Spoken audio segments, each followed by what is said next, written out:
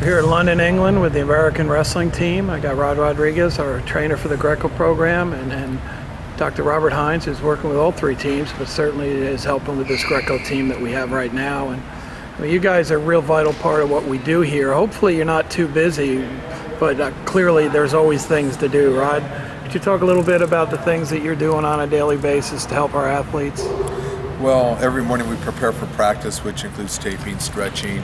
After practice, we've been doing some rub downs, been doing some stretching, working with a couple of little chronic injuries, and we're getting ready for competition, so we're cutting weight. When they cut weight, I'm there with them. That way, if anything does happen, I'm able to help them out, and we just, are available to the athletes 24/7. And so wherever they are, we are, and we just take care of things as they come up. We have a couple small injuries, but overall we're pretty healthy. Dr. Hines, obviously, as a doctor, especially with your specialty, when you really have to be busy, it's not always a good thing. But what kind of things can you do to help these guys, even the guys that aren't banged up all the way? Well, I'm here in a support capacity, medical support 24/7 to any of these athletes that need me. In a perfect Olympics, though, I'm invisible because they don't need me.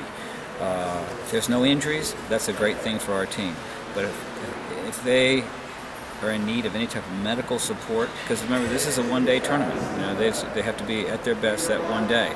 So I'm there as a support medical person if they need something medically to allow them to compete. I'm there on the scene to give them any type of medical treatment to allow them to compete and hopefully bring them home a medal. Now, Rod, these guys aren't new to you. It's not like you're coming off the street. You've worked with the Greco guys for years and years, not only within training camps but on tours and all that.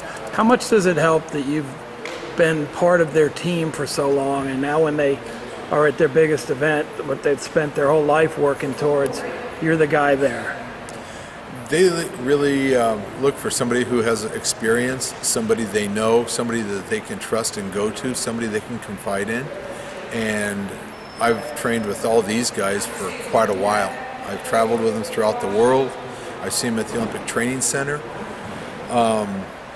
I've been working with Greco since '92. I started in '84 with USA Wrestling, started covering camps in '88, so I've been around a few days, and these guys know that if they have any type of problem, they can come and they can talk to me about just about anything, see me for about anything, and they know that they're going to get top quality care.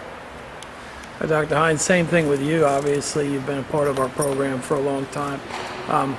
Do the athletes sometimes seek you out? I mean, even if it's not in a training session, with things that are on their mind that they think you can help them with?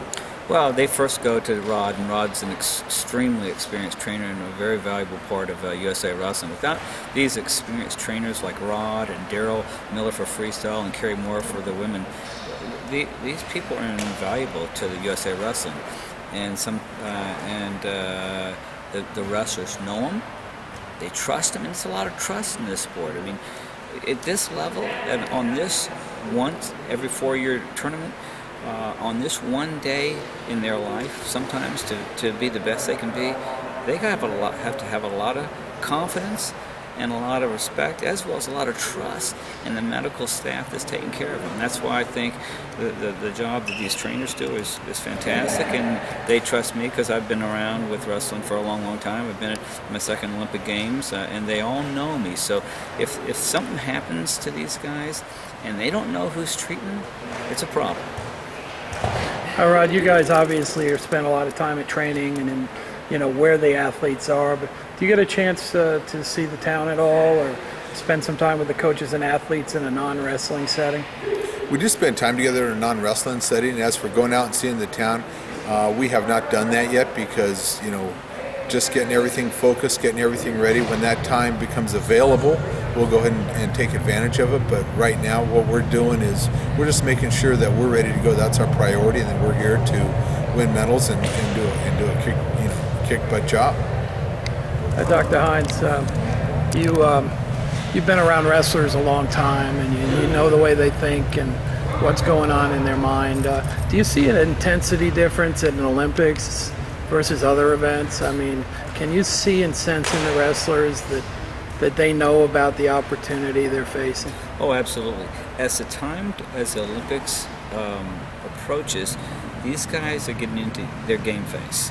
The intensity increases, they get more serious, they get more introspective in terms of knowing that this is a big competition, and because as most people know, this is a one-day tournament.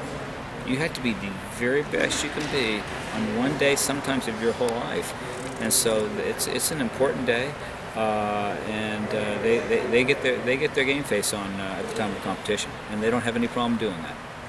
Well, we'd like to thank you guys for all you do for the team, and just a quick thought from both of you. I mean, how do you think Team USA is going to do in wrestling out here, Rod?